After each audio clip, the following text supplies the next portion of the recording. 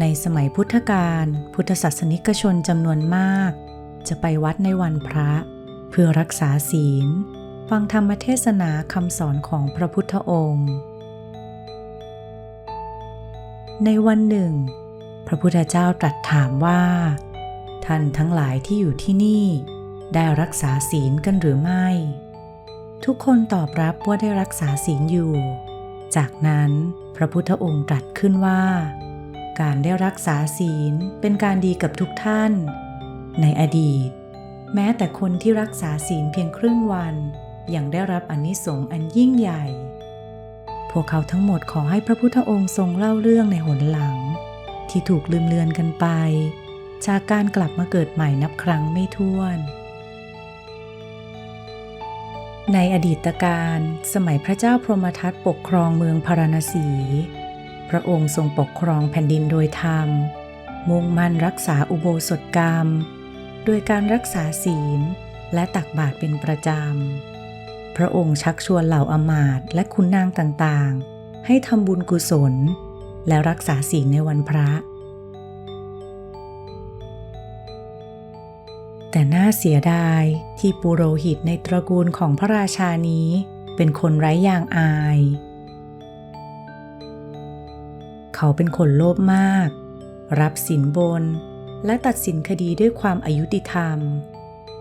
เขาจะตัดสินคดีความจากจำนวนสินบนที่เขาได้รับแต่ในทางกลับกันท่านปุโรหิตผู้นี้ก็ได้ทำดีอยู่หลายอย่างเขาดัดแปลงอาคารหลังหนึ่งของเขาเองให้เป็นศูนย์บริจาคและโรงทานเขาอนุญาตให้ผู้คนที่เดินทางมาจากที่ไกลๆที่มารอรับฟังการพิจารณาคดีต่างๆเข้าพักที่นี่ได้ในอาคารนี้ท่านปุโรหิตได้จัดเตรียมพื้นที่สำหรับเป็นที่พักพร้อมทั้งบริการอาหารและน้ำดื่มฟรีเขาทำทั้งหมดนี้ด้วยความเมตตาจากใจของเขาเองเมื่อพระมหาราชาได้ยินเรื่องอาคารที่ท่านปุโรหิตผู้นี้บริจาคก็รู้สึกภาคภูมิใจเป็นอย่างมากและออกปากชื่นชมปุโรหิตผู้นี้พระราชาทรงเรียกประชุมเหล่าที่ปรึกษาและบอกพวกเขาถึงประโยชน์ของการถือศีลในวันพระพระองค์บอกพวกเขาว่าด้วยการตั้งใจอดอาหารละเว้นจากกามคุณละเว้นจากความสะดวกสบายละเว้นจากความหรูหราและความว้าวุ่นทั้งหลายพระราชาตรัสถามปุโรหิตประจำตระกูลต่อหน้าทุกคนว่าท่านปุโรหิตวันนี้ท่านได้ถือศีลหรือไม่ปุโรหิตรู้สึกกดดันและอับอายจึงโกหกไปว่าพระเจ้าค่ะหม่อมฉันถือศีลอยู่พระราชาจึงพูดว่าวิเศษเลยเช่นนั้นขอให้ท่านเป็นตัวอย่างแก่คนทั้งหลายในการถือศีลในวันพระวันนี้และขอให้ได้รับผลอันประเสริฐแต่เมื่อพระราชาเดินออกไปแล้วเหล่าเสนาบดีทั้งหลายที่ถือศีล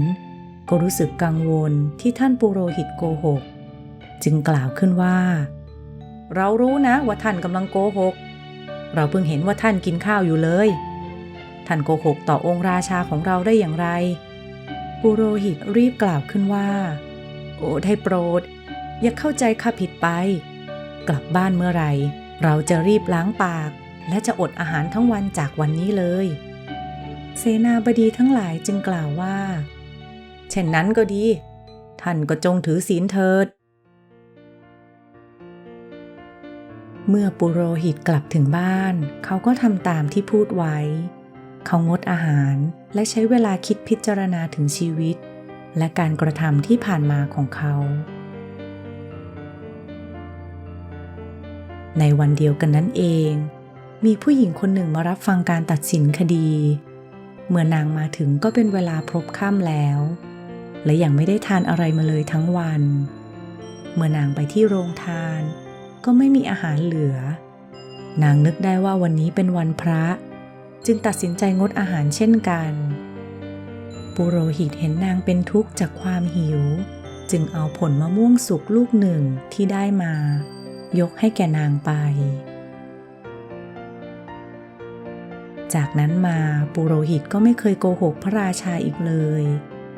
พระราชาเห็นดังนั้นก็ภูมิใจมากจึงเลื่อนยศให้ตำแหน่งสูงขึ้นแก่เขาอย่างไรก็ตามแม้ว่าเขาจะทำสิ่งดีงามมากมายแต่เขาก็ไม่เคยเอาชนะความโลภได้เขายังคงรับสินบนและยังคงตัดสินคดีความอย่างอยุติธรรมไม่นานจากนั้นท่านปุโรหิตก็เสียชีวิตลงด้วยกุศลและความดีของปุโรหิตเขาจึงได้ไปเกิดใหม่ยังวิมานทองคำมีเครื่องแต่งกายอย่างดีและสวยงามและมีเหล่าเทวดาคอยติดตามอยู่ถึง 16,000 ตนแต่ละตนต่างกระตือรือร้นจะถวายผลมะม่วงสุกแก่เขาถามเหล่าเทวดาว่าทำไมเทวดาที่งดงามเช่นท่านทั้งหลายจึงมารับใช้เราได้เหล่าเทวดาตอบว่าเพราะเมื่อตอนท่านมีชีวิตท่านได้ถือศีลครึ่งวันในวันพระนี่คือผลแห่งการกระทำนั้นปุโรหิตถามอีกว่าเหตุใดเราจึงมีวังที่สวยงามเช่นนี้เหล่าเทวดาตอบว่าเพราะท่านให้ที่พักพิงที่อยู่อาศัยอาหารแก่ผู้ที่เหนื่อยล้ายากจนและหิวโหยจากการเดินทางอยู่เสมอนี่ก็คือผลแห่งการกระทำอันนั้นปุโรหิตถามต่อว่าเหตุใดท่านจึงให้ผลมะม่วงสุกแก่เราเหล่าเทวดาตอบว่าขณะที่ท่านยังมีชีวิตอยู่ครั้งหนึ่งท่านได้ให้ผลมะม่วงแก่หญิงที่กำลังทุกข์เพราะหิวโหยมากนี่ก็คือผลแห่งการกระทำนั้น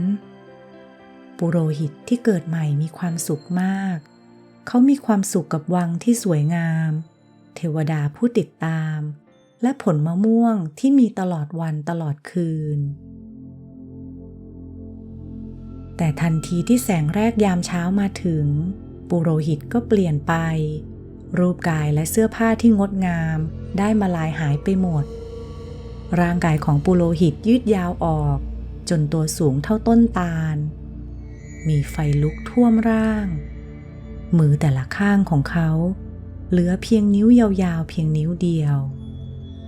เล็บของเขางอกออกมาใหญ่เท่าเสียม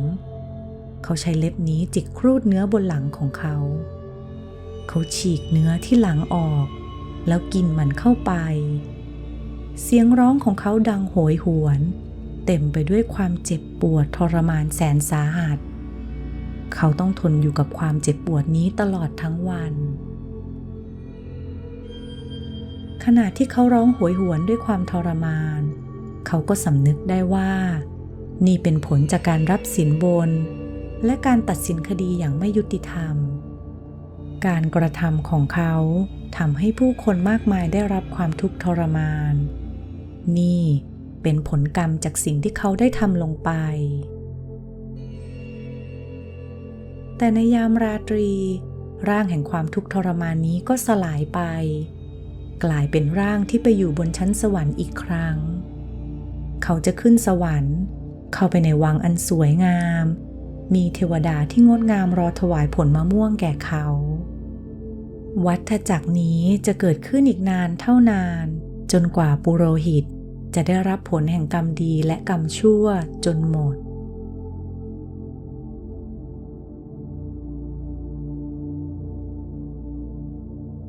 คุณได้เรียนรู้อะไรจากนิทานเรื่องนี้บ้างหวังว่าคุณจะได้รับประโยชน์จากนิทานเรื่องนี้คลิกไลค์หากคุณชอบและคลิก subscribe เพื่อติดตามคลิปวิดีโอใหม่ในครั้งต่อไป